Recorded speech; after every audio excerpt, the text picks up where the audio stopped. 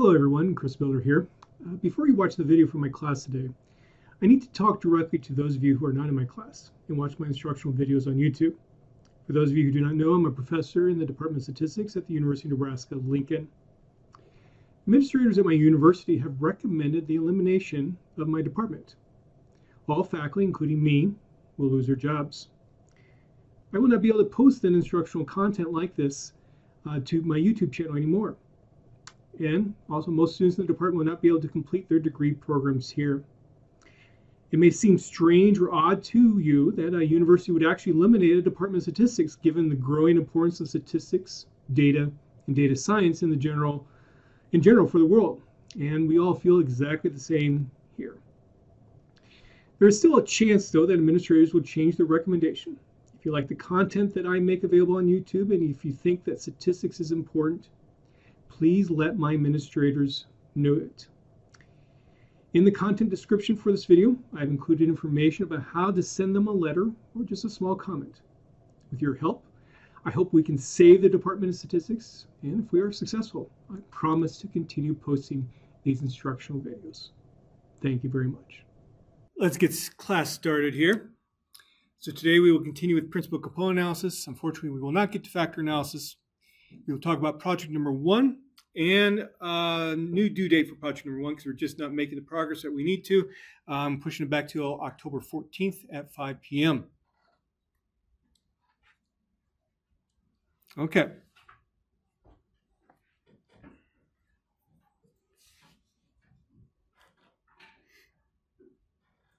So we were talking about principal component analysis. So we're just going to do a little bit of a review, help set us up for success here today. The main problem that PCA addresses is that you have a large number of variables, 10, 20, 100 variables. And when you have so many variables, it may be difficult to make sense of all of them, all the relationships, understanding where outliers are, maybe understanding which observations are similar to one another. It can be difficult to make sense of it. So the way that principal component analysis tries to solve the problem is it tries to create a new, smaller set of variables. Let's call those the y's. The original set was the x's, that are easier to manage and understand. These new variables are called principal components, or let's say PCs for short. That's the big picture. And all that these PCs are simply linear combinations of your original variables. But they're special linear combinations. They're set up in a way to try to extract as much information as possible about your original set of variables. So this is what the linear combination looks like here. So this principal component, we're going to call it y, and we're just going to look at the first one here. So y1. And what we do is we basically take the original variable, subtract off its mean, do that for every single variable, and then we put a weight on it, or what's often referred to in principal component analysis, a loading. These loadings are denoted by the a's. And so all we have is just a linear combination of our original variables.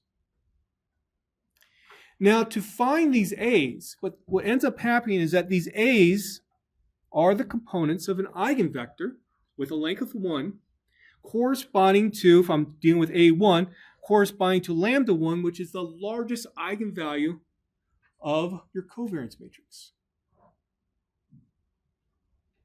So it's just elements of an eigenvector. That's it. And it just so happens, we didn't do a mathematical proof of this, but if you had a higher level version of this course, you could. And that's fine. You don't need it.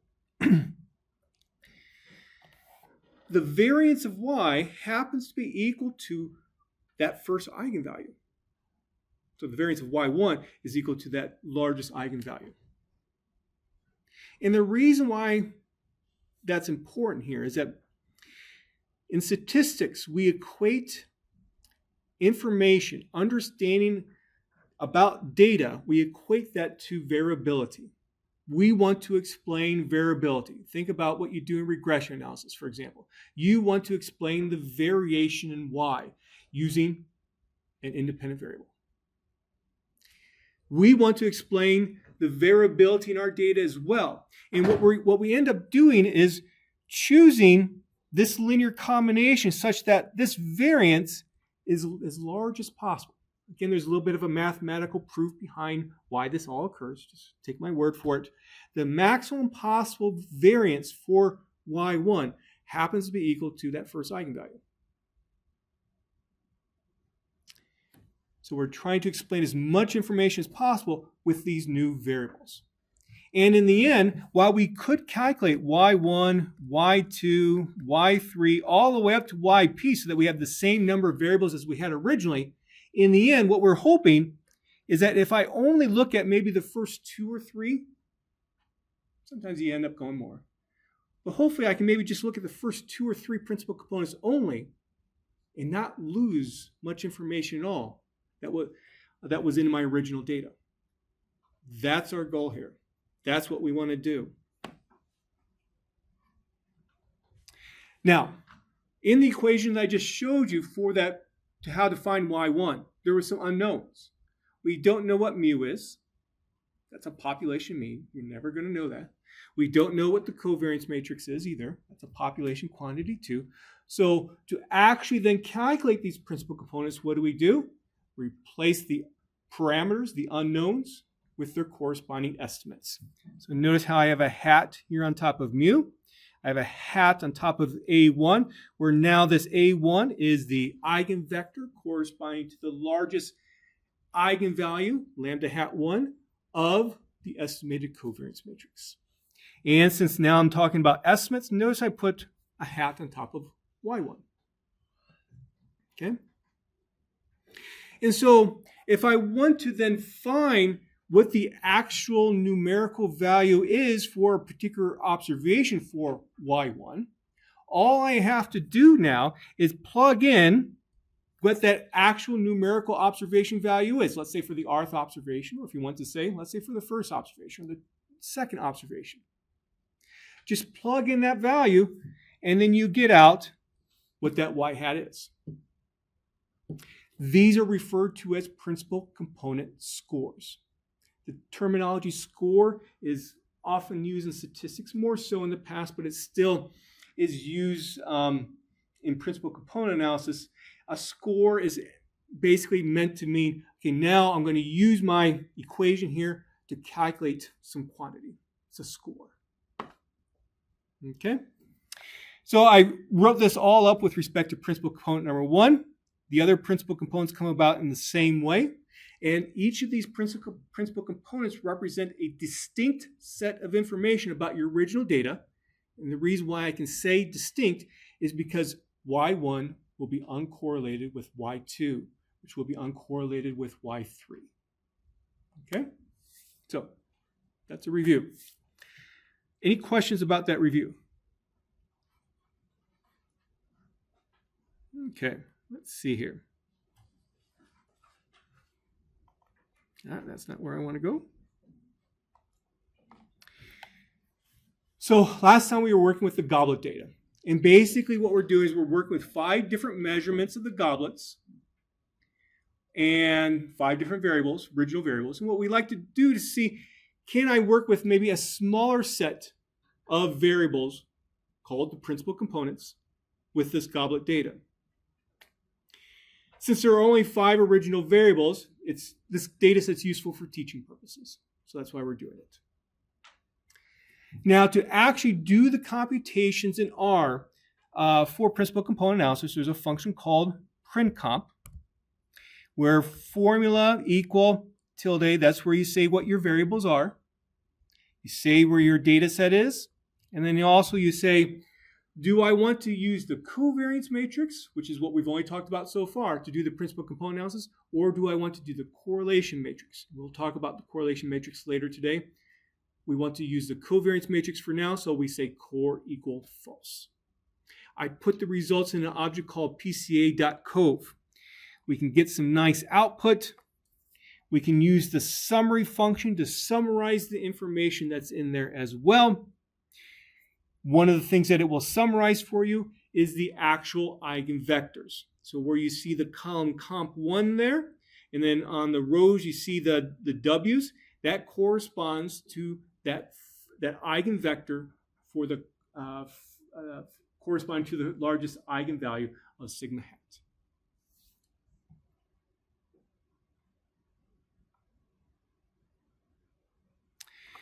Now let's get back to talking about these scores. Inside of PCA.cove, it's actually what R calls a list. Just like if you were to use the LM function to estimate a regression model in R, you get out a list. What's the results from print comp is a list as well. One of the components of the list are all the scores. So to extract them, I can simply say PCA.cove $scores. I put them into an object called score.core2. And so here, for example, is y hat 1, 1. Here is y hat 1, 2. The scores for the first observation. You can also use the predict function to do the same thing. Get, of course, the same numerical values. There's one small advantage of using the predict function, and we'll talk about that later. So we'll get to that. And one of the last things that we did last time in terms of these notes is that we started looking at plots of these principal component scores. What we ended up deciding upon was probably 2 principal components were okay. We'll look at another example later on to give us more experience with that. Take my word for it now that it was 2 principal components. So we actually plotted the scores. And what I have here in yellow and red here is just some additional information to help you out. And that is basically what we're doing here is looking at a 2-dimensional representation of 5-dimensional data. We have 5 original variables, but now we're using 2 principal components to look at it. Since in the end, basically 90% of the variation in the data is explained by 2 principal components, we're not losing much information by only looking at 2 dimensions. And so this is what we get here. Each of the observations are labeled by their observation number. And what we do when we look at a plot like this, we look for outliers, we look for potential trends, we look for groupings of the data. So in terms of groupings, we see maybe these observations, these, and I don't know, maybe these as well. Sometimes there's going to be more than one answer. But we're doing some informal analyses right now. Later in the semester, we'll look at how to do this a little bit more formally. And so this is what we get. That's the end result from doing a principal component analysis. We can then go back to our original data, like for example, the star plots, and try to come up with ideas of what do these particular observations actually represent? What do these particular observations represent? Are they maybe the really wide goblets, or are they the really small goblets, or what they are? That's what you can do. So then we basically left off here.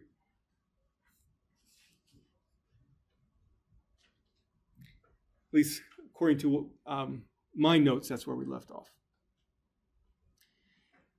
What we want to do next is, while we don't really need a third principal component here, let's look at how we could actually include it in the plot. And so we can take stuff that we learn in that graphics section and apply it now to here. And so what we're going to do is a bubble plot. Let's go back to the principal component scores.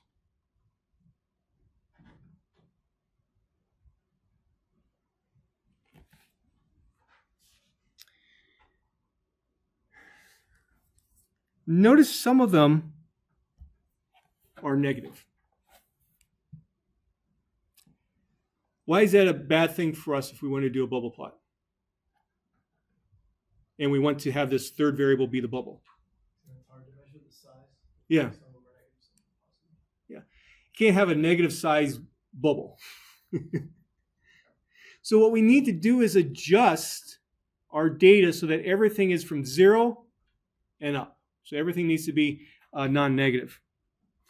And the first time you ever do something like this, you might think that this is strange, but I have a simple example here to show you how this is done. Suppose I have the numbers 3, 2, and 1. I'm sorry, -3, -2, and +1. Well, what I basically need to do is make sure everything is 0 or above. So what I'd like to do is shift everything by 3 units. Since I was at -3, which is the smallest. I want to go from 0, 1, and 4.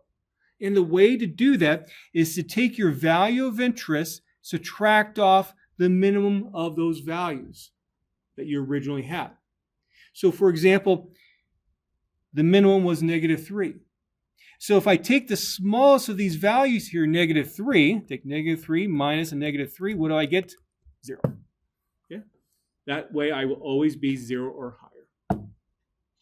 So that's what I do here. The third principal component scores are in that third column of score.core2. I subtract off the minimum of those corresponding values. I put that into an object called PC3.positive2. Now we do the bubble plot. So x-axis is principal component number 1. Y-axis is principal component number 2. The size of the bubbles corresponds to PC3.positive2. Okay. I also say, let's put the actual observation number on the plot. And this is what I get. So again, what we're trying to do here is to look for outliers, potential trends, potential groupings of the data. So some things that might pop out to you. Notice these two that we kind of have already grouped together before. They tend to have larger bubbles. These tend to have the smaller ones. It's maybe a little bit hard to see what's going on here. We'll look at another plot that helps us see what's going on there shortly. But also remember that principal component number 3, I know we didn't look at that directly in our review here today, only explains about 5% of the variability in the data. So there's not much information there. So I'm not going to expect to gain much from including this on a plot. But we can look at this a little bit further.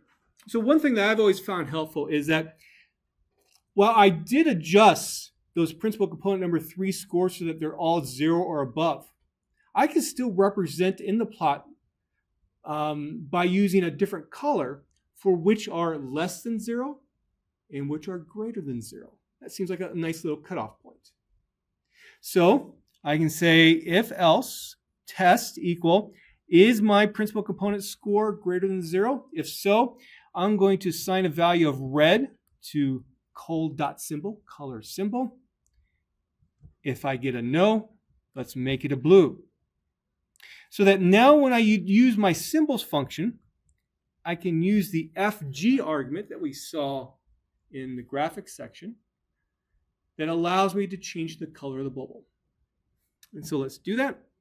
And this is what we get. Now the red bubbles will always be larger than the blue ones because red corresponds to principal component scores that are greater than 0. But one thing that we see differently than what we didn't see before, take a look at this here. It seems that those, the red ones on that left side tend to be a little bit less than 0 for PC number 2. The blue ones tend to be a little bit above 0 for PC number 2 or maybe just slightly below. And that wasn't necessarily obvious in our previous plot. Let's take this another step further. Let's do now a 3D scatter plot of the principal component scores, the first 3. So I can use plot 3D like what we've done before. Notice what I use for the z-axis.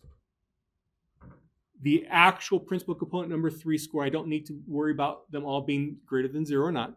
So I'm doing a 3D scatter plot. I also have a type equal h argument here. Does anyone remember what that does?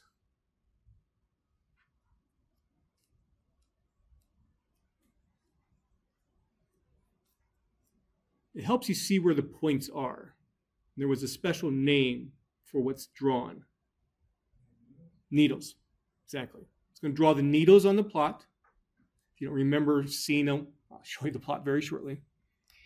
Then I'm going to add another 3D or another call to plot 3D. And I'm going to say add equal true. So it's going to add it to the current plot. And what this is going to give me is the actual plotting points for each observation, where the plotting points are going to be 6 times larger than the default. Then I'm going to draw a plane at the z-axis of equal to 0. You can see my details about how I do that on your own. Put some grid lines on the plot. Actually label each observation with the observation number by using the text 3D button, 3D function. So we go into R to do this.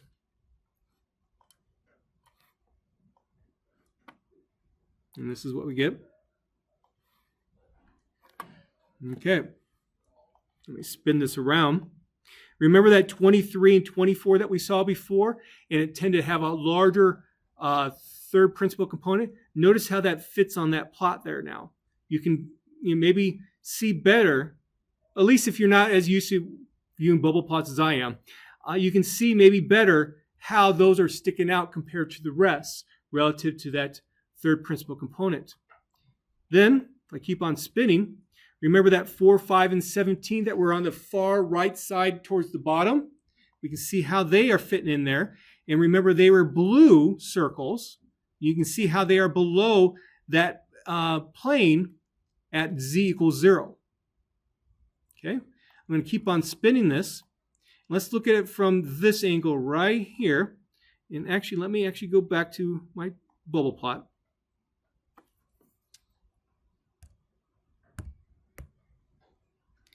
Remember how we said that it looks like we have a trend relative to PC number 2 on this left side. Notice how as PC number 2 gets lower, we are having larger principal component number 3 values. As you go up relative to PC number 2, you have smaller values for PC number 3. Let's see how that comes out in our plot. If you watch where my mouse is, notice these points here that are below. Notice these points that are above that z-axis plane drawn at 0. So as PC number 2, here's PC number 2. Look at the scaling here. As PC number 2 decreases, look what happens. We are kind of going up on those points. That's what we were seeing in the bubble plot.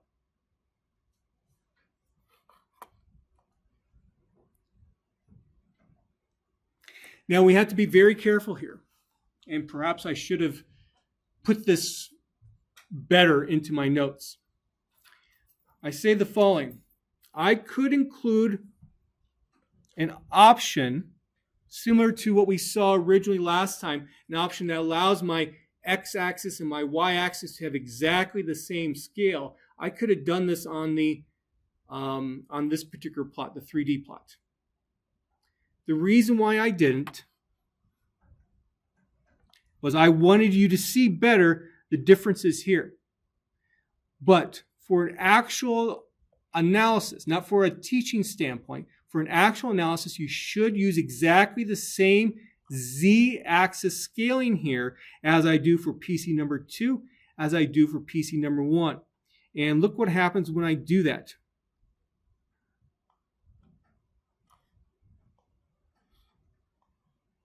Do you see the change? And why does that change happen? Remember that principal component number 3 only accounts for about 5% of the variation in the data. So the previous plot kind of makes that third principal component more important than what it truly is. And so that's why you have to be very careful about that. You can see how things are not as different as maybe what we saw because of the z-axis scale. So please take note of that. So we've already basically answered these questions. Are there any outliers? Are there any possible groupings? Now, I said to you that there's one reason why the predict function to find these scores can be helpful, or more helpful than what we use when we just extract the scores component from the list. And that is, imagine, let's say that you're an archaeologist collecting goblets, and you come across a new goblet. And what you're going to do is take some measurements. And you might wonder, well, how does this fit relative to these other goblets? Where would it appear on one of these plots? And so what you would like to do now is use the previous information that you had from the principal component analysis, those eigenvectors, and then find the scores for the principal components corresponding to this new observation. The predict function allows you to do that really quickly. It ends up working very similar to the predict function when you are working with a regression model and using LM, where you use predict to give you what the estimated values for your response variable would be. And so this is how it works. Just to make things easy for us, let's say that this new goblet that we got happened to have exactly the same numerical values as the first goblet. And so in actual practice, what would you have done? Well, you have, let's say, 0.565 as the very first value for W1. And so you would create a data frame in R where you would have W1 is equal to 0.565. You do the same thing for the other measurements as well. To find then the corresponding score for this new goblet, you use predict object equal. Here's where my results from using printcomp are, pca.cov. And then add a new data argument, and that's where you put this new data frame, which I call pred.set. You add it there, and there you go. Those are your principal component scores. Exactly the same process, essentially, as what you would do with a regression model. Any questions?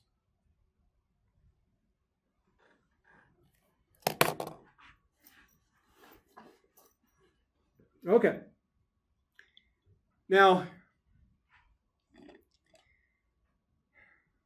over the years that I've taught this course, I've always had issues with the function printcomp. And it seems like I often make small changes to my teaching because I don't like some of those issues, and I try to fix it. Here's what the issues are, or what one of the issues is. So, you might be thinking, do I really need printcomp? Because after all, we learned in the data distributions and correlation section how to find eigenvalues and eigenvectors of a matrix. We've already done that. So how about I just do that instead of using printcomp?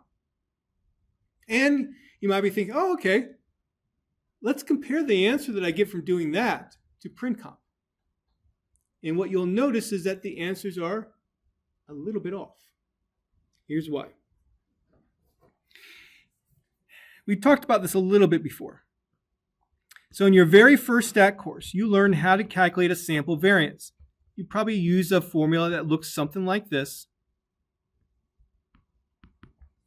Little n is your sample size. S squared is your sample variance. Your x's are your data. X bar is the sample mean. Okay? And so basically what we're doing is we're looking at how far is x of I from its mean. We square it because sometimes it can be positive, sometimes it can be negative. We add them all up, divide by n minus 1 to sort of get an average squared deviation. That's all that a sample variance is. Now, the reason why we use this n minus 1 there is because in a mathematical statistics course, you would learn about what's the expected value of S squared.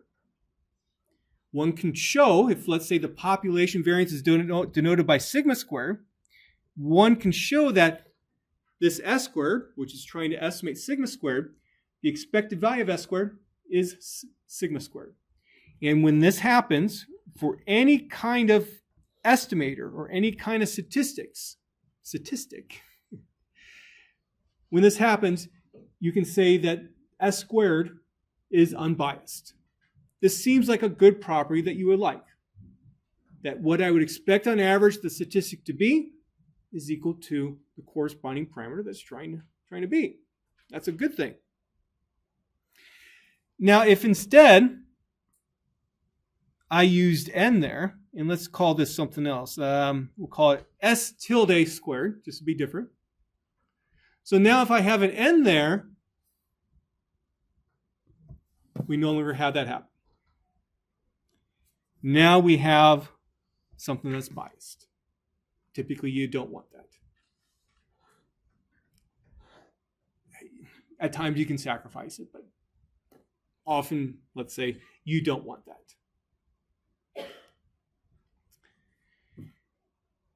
The same thing then happens with respect to the estimated covariance matrix. We learned about the estimated covariance matrix that looks like this. Notice it has a capital N-1 in the denominator. This is an unbiased estimator of the true covariance matrix sigma. Here's the biased version of the estimated covariance matrix.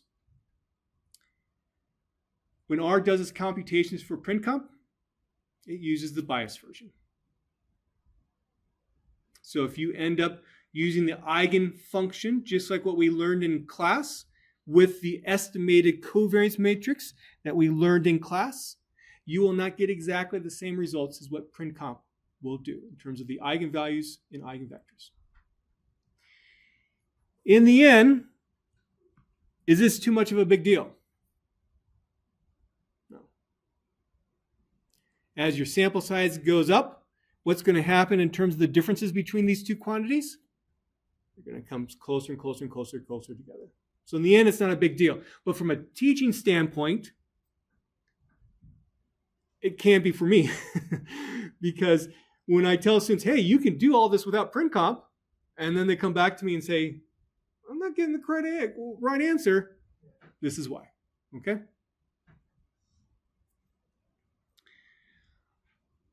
So that's why I bring this up. Because I would imagine some of you might try to reproduce some of these results on your own without PrinComp. That's a great way to learn. And you won't get it exactly. And so I've kind of gone back and forth over the years, like, okay, should I make the change in terms of use the correct covariance matrix or just deal with what we have there? And at least for this part here, I'm just going to deal with what we have here. We're just going to use what PrinComp does. Now, you might be wondering, well, why does it use this then? I don't know. Here's a theory. Maybe we mentioned this before. I apologize if I don't remember. For those of you who've had maximum likelihood estimation in a course, and one of the first things you often do is look at, suppose your data comes from a normal distribution, find the maximum likelihood estimate of sigma squared. What is it? It's the biased version. But notice I say my data is from a normal distribution. Are we assuming that our data is from a normal distribution for principal component analysis? No. That's why this is kind of strange. Okay.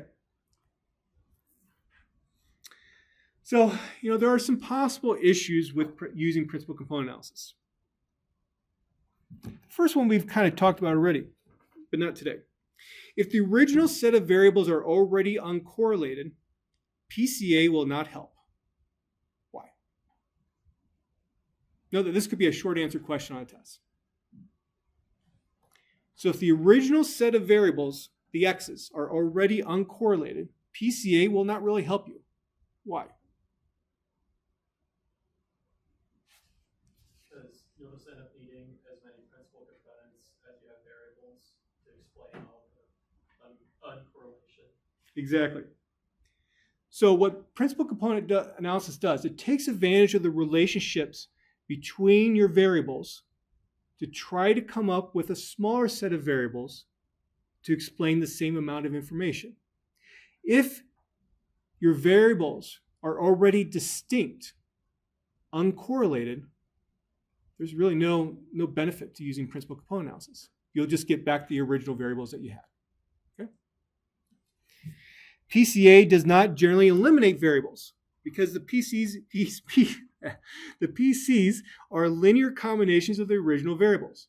So a common misconception is that, oh, I'm going to use principal component analysis so I can use only a smaller number of variables. Well, to some respect, that's true. But those smaller number of variables are still based upon the original variables.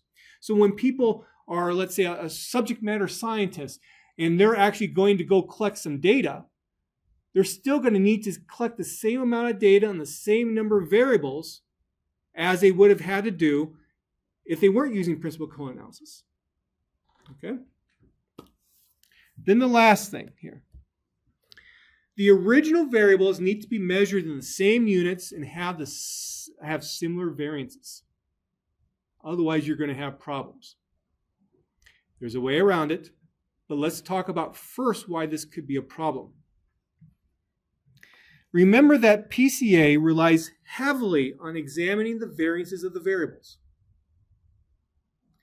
Remember how we look at the trace of the covariance matrix, which would be the sum of the diagonal elements, which would be the sum of all the variances. This is called the total variance. And also, just as a reminder, this is the sum of the eigenvalues as well, because of relationships between eigenvalues and square matrices. We saw that in the data distributions and correlation section for the first time. Now,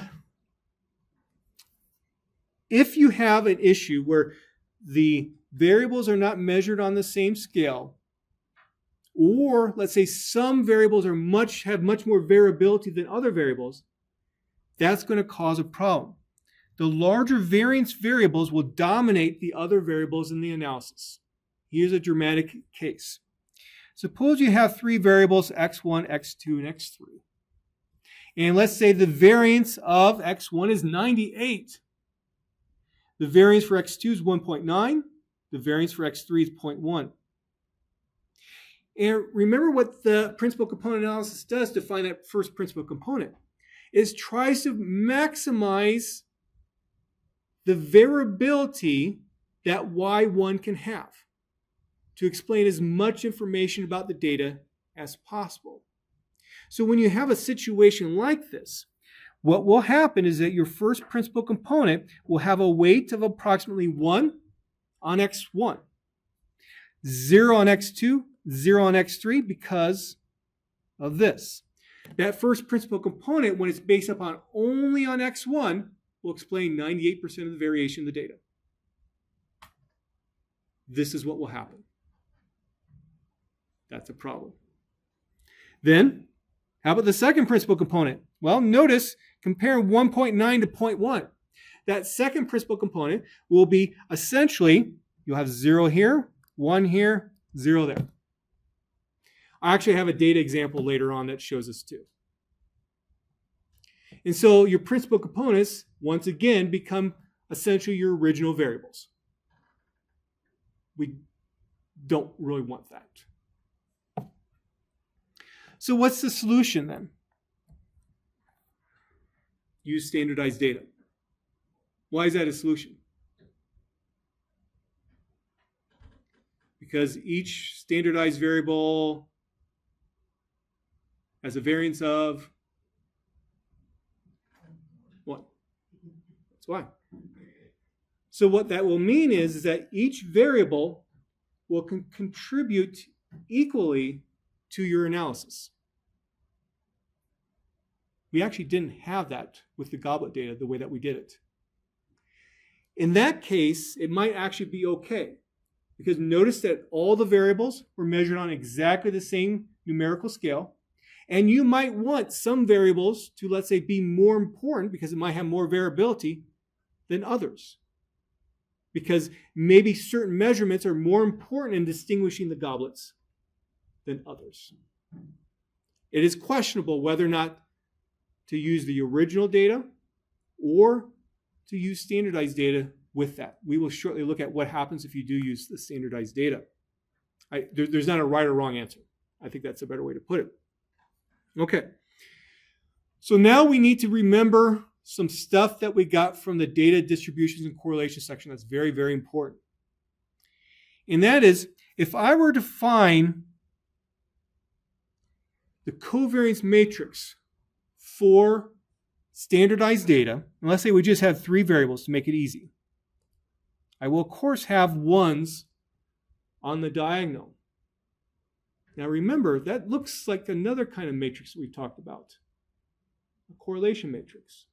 That also has ones on the diagonal. And what we learned in the data distributions and correlation section is that if I want to find the correlation matrix for standardized data, it ends up being exactly the same as the covariance matrix. If you're like, oh, I don't really remember that, go back to your previous notes, because that's why we emphasize that at that time. At that time, you might be thinking, big deal. It is a big deal. So the correlation matrix and the covariance matrix are exactly the same for standardized data. The correlation matrix for the standardized data will be exactly the same as the correlation matrix for the non-standardized data. You learn that too in the data distribution and correlation section. So people, when they actually perform principal component analysis, often what they will say is, I'm going to use the correlation matrix rather than the covariance matrix. This is why. And so you can think of it as you're using the correlation matrix with the original data or with the standardized data. It doesn't matter because the matrix is exactly the same. Okay. So typically, let me just emphasize this. And I have it in blue, so I've already emphasized this. Principal component analysis is most often performed using the correlation matrix rather than the covariance matrix for your original X's. This is to eliminate the problem with the different numerical scales being used for variables. Again, I've given short answer questions on tests before. Why do we use the correlation matrix instead of the covariance matrix typically relative to the X's? This is why. Now again, the P is, let's say, a population quantity. We need to be able to estimate it. At least with the notation that I'm using here, we estimate it with we get the estimated correlation matrix, and that's denoted as R, a bolded R. We can find eigenvalues associated with R, just like what we've done before with a covariance matrix. The notation that we will use is this. Essentially exactly the same as before, but now we put a little asterisk on it just to say, hey, this is different than what we had before. Also, I can find the corresponding eigenvector too. So, what would then these principal components look like if I were to write them out in terms of equation form? Remember, this is what we had previously. So now what this is going to look like is this. A11 star hat. I don't need that part. I don't know why I have problems erasing in this class sometimes. Let me...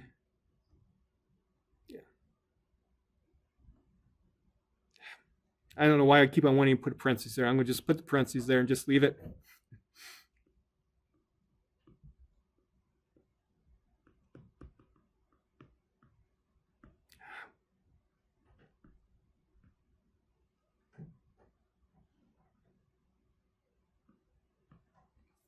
That's what it looks like. Do the second one on your own.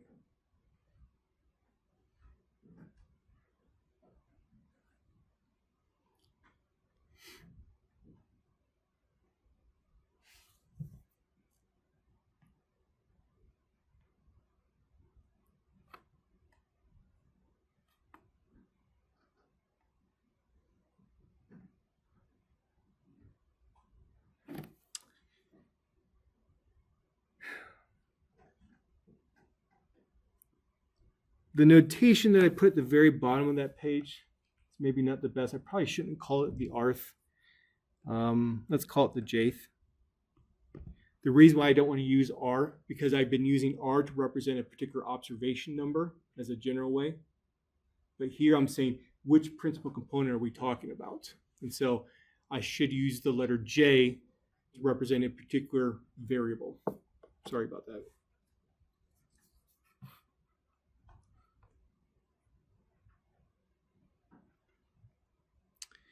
So then how do you determine the number of principal components? Well, we can do the same things that we've done before. You want to account for a gamma percent of the variability in the data. So I can still say variability here because remember the relationship between the correlation matrix and the covariance matrix for standardized data. So that's why I still word it in terms of variability. So I might say, I want to make sure that I account for at least 80% of the variability that's present in the standardized variables.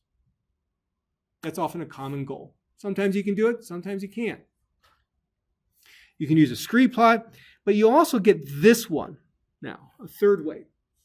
You'll see lots of people use this. And that is find the number of eigenvalues greater than 1. It's an easy thing to do. Well, why is this important? Or why do we use 1 versus something else? Well, remember, each of our original variables has a variance of 1. And so if you're finding a principal component, a new variable, that's a linear combination of your old variables, which are now standardized, you would hope that this new variable accounts for more information about your data, more variability in your data than one of the original variables. So that's why people use 1 as the cutoff to determine how many principal components should I use. Because greater than 1 explains more information in this new variable than one of the old ones. Again, this could be a short answer question on the test. We could also find principal component scores as well. It's done very much like what we did before when we were just working with the covariance matrix. Oh, then we come to another little issue with using print comp.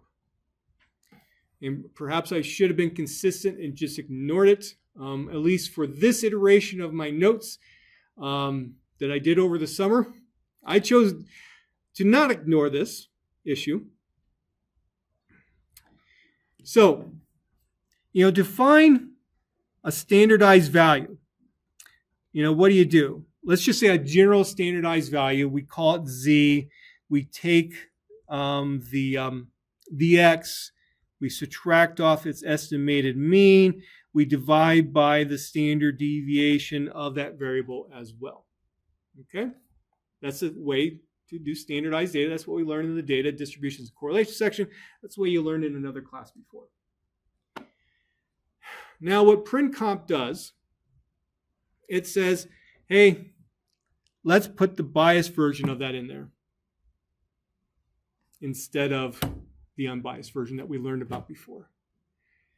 I'm going to show you how to get around that issue. Perhaps I should have been consistent and just simply used the bias, at least with this iteration, the notes that I did over the summer. I chose to make the change.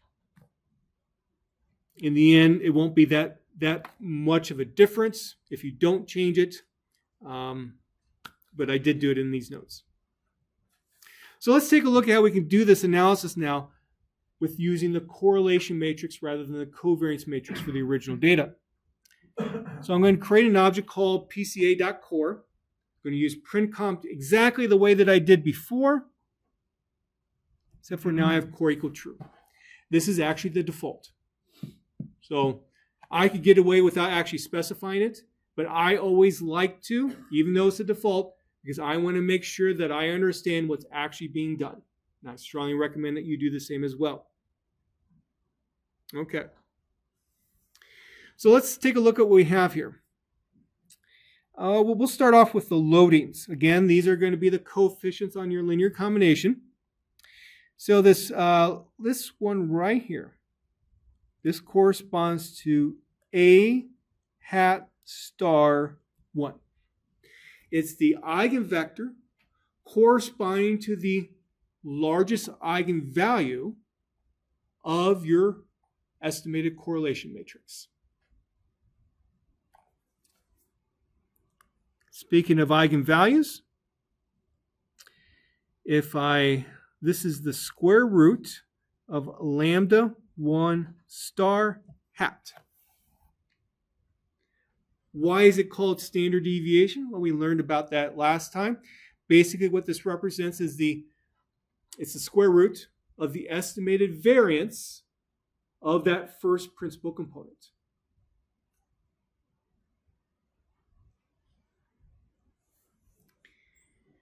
Now, remember, when we look at total variance, so let's say, here's R.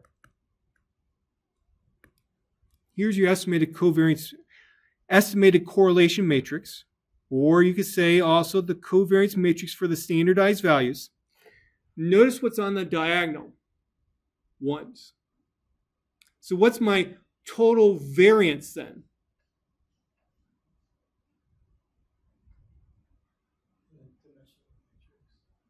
Well, it ends up being the dimension of the matrix, yes. It's 5. Okay? So, when I look at the proportion of variance that's explained by the first principal component, what that's going to be is that.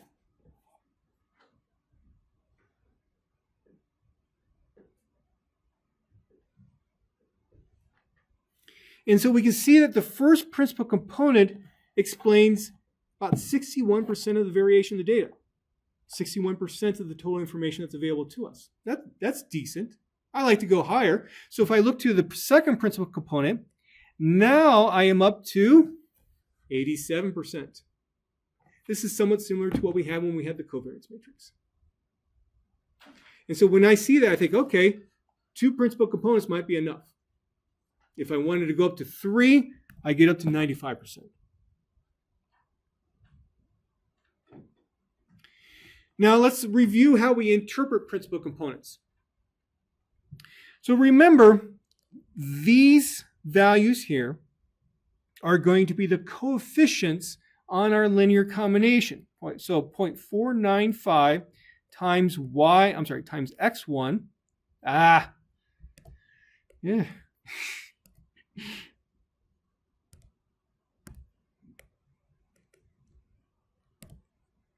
Times z1 plus 0.49 times z2 plus all the way up to 0.19 times z5.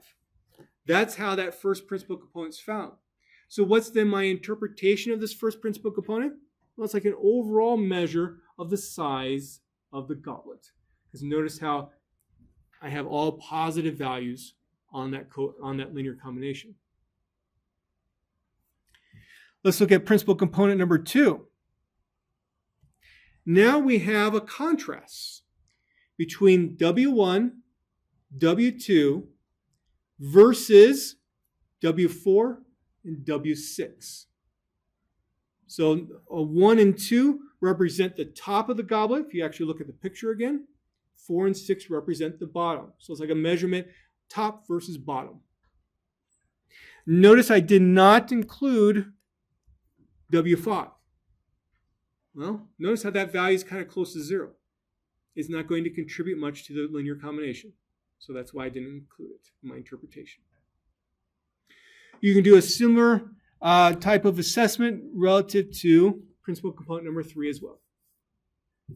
And 4 and 5 if you really wanted to. But just realize it's not really explaining much variability of your data. So let's do some plots. If I try to find my scores using the proper standardized values, here's the fix. I can use the apply function with the goblet data. So I'm just removing the first column because that contains just observation numbers. So my actual W1, W2, and so on is in goblet 2 without that first column.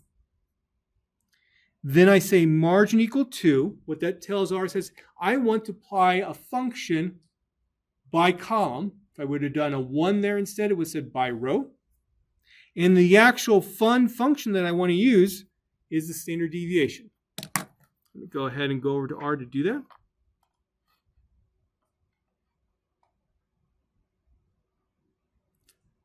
There we go.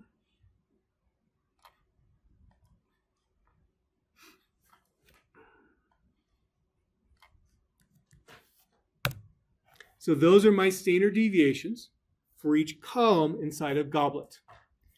And because I really went inside looking at all the things that PrintComp calculates for us, I know there is a component to the list called scale.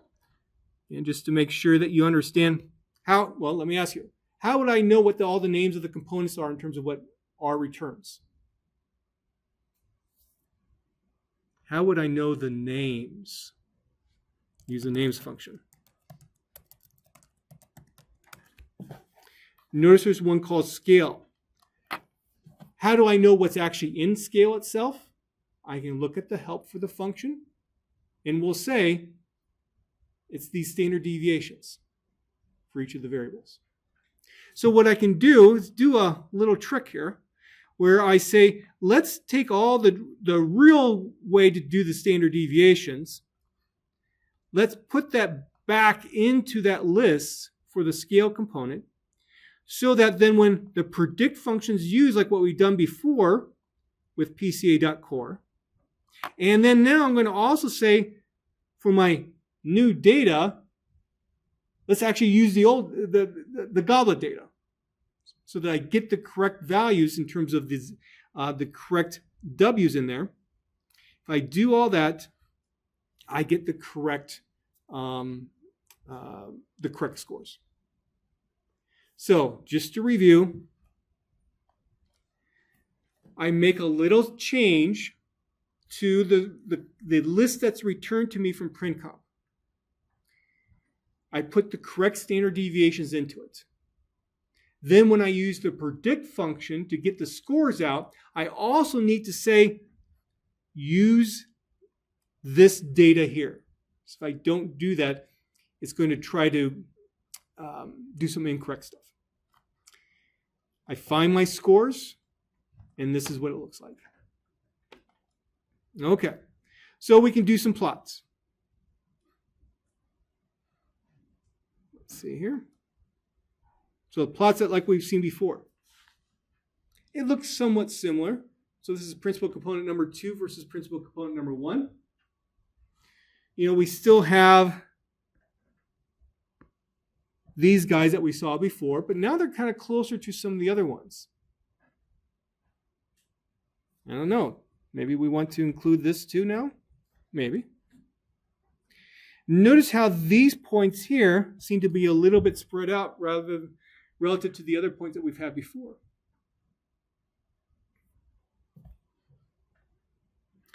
How about the bubble plots? Again, this third principal component is not really meaningful to us. We do see some similar trends to what we had before, where we have these larger values for the third principal component that are below, in terms of principal component number 2, small. The smaller values for the third principal component seem to be up higher relative to principal component number 2. Remember how 24 and 23 had large values before? Now when I see something like this, I might be thinking, okay, this 22 and 10, that might not really fit well with 24 and 23 because we see such dramatic changes in size. Maybe. We can do also one of these plots where we allow then the bubbles to have different colors, and we can see this issue further. And we can do a 3D plot, and you're going to see the same thing too. And you can look at the 3D plot on your own.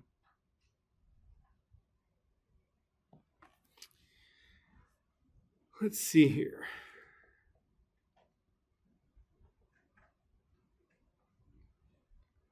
here are some possible groupings. Some people might have different possible groupings. This is what I chose based upon what I saw in these plots.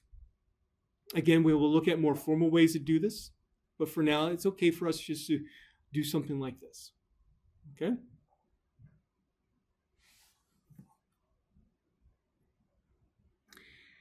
Now, a very important thing for you to do is that when you do one of these groupings, you go back to your original data and try to make sense of it.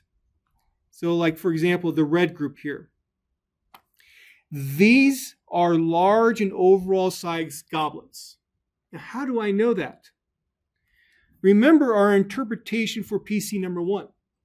It is an overall measurement of how large that goblet is because we only had positive loadings in that linear combination. So the only way then for principal component number 1 to be large is if W1, W2, W4, W5, and W6 are all large as well. That's how I get my interpretation. The blue, larger cups relative to the base. Okay, there's the blue. Let's take a look at PC number 2. Let's see here.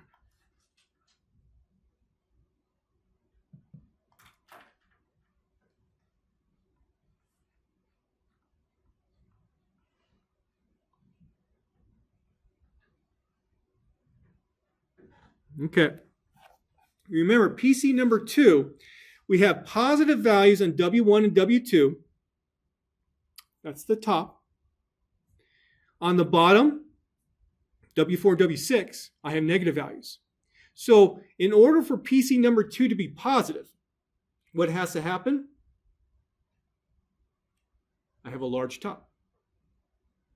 That's the only way. So look what happens now in the plot. 24 and 23 have large PC number 2 values. So these are representing the large goblets. I'm sorry, large top goblets relative to the bottom or the base. On your own, please take a look at the corresponding interpretations for the green and the yellow as well. So the next example deals with then the serial data. I'm going to postpone doing that, and we're going to take a look at the project. Okay. So, problem number 2. A, why is the correlation matrix more appropriate to use here than the covariance matrix with this data? So this is dealing with the football combine data. You can go ahead right now and you can shout out, what do you think the reason is? Different units. Yeah, that's why. You can elaborate. Please elaborate more than that, or on that more, okay? But that's going to give you your answer to part A. Part B, determine the number of PCs needed, fully justify your answer. And of course, you're going to be using the correlation matrix, okay? Use the correlation matrix. So how would you determine the number of PCs needed? What would be something that you could do? You could do a discrete plot. I said in a discussion post last night, that's my least favorite one. What's another way to do it?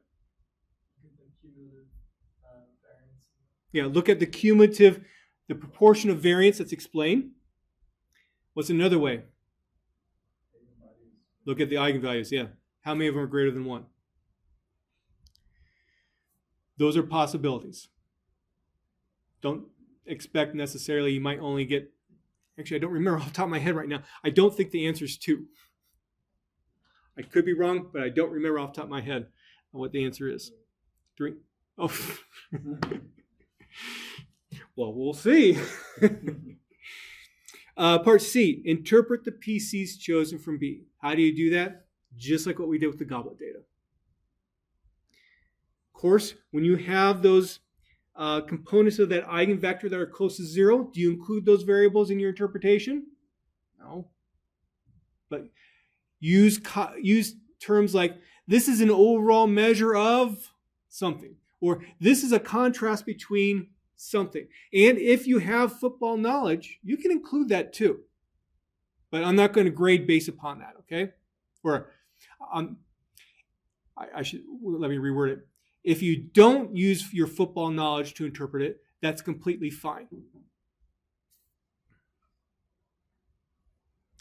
Part D, show how the first principal component score using the first observations found using matrix algebra in R and through by hand calculations. In other words, set up the equation, put the equation in R, do the calculation.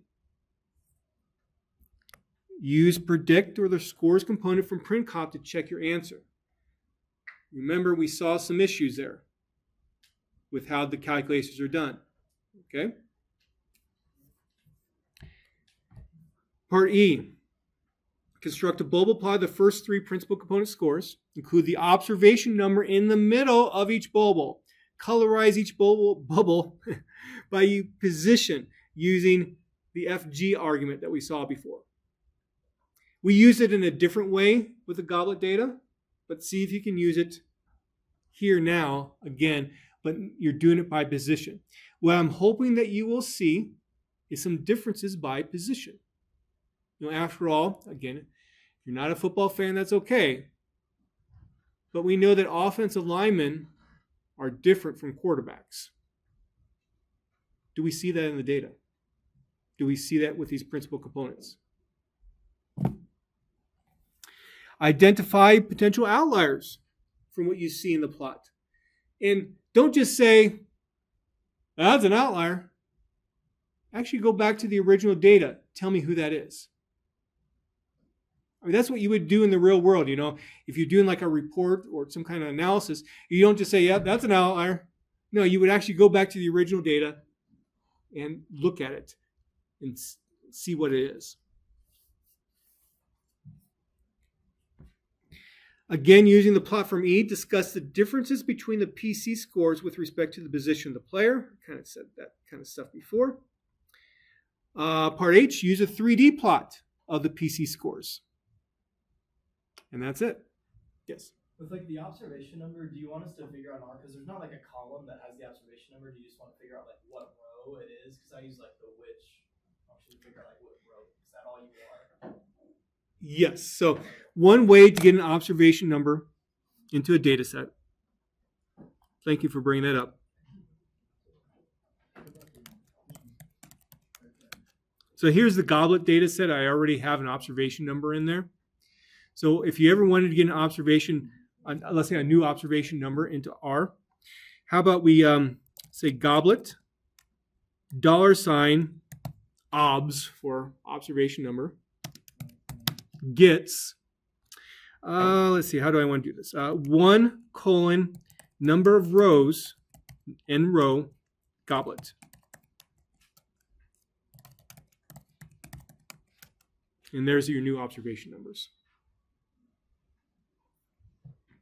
There's other ways to do it too. This is just one. Are there other questions?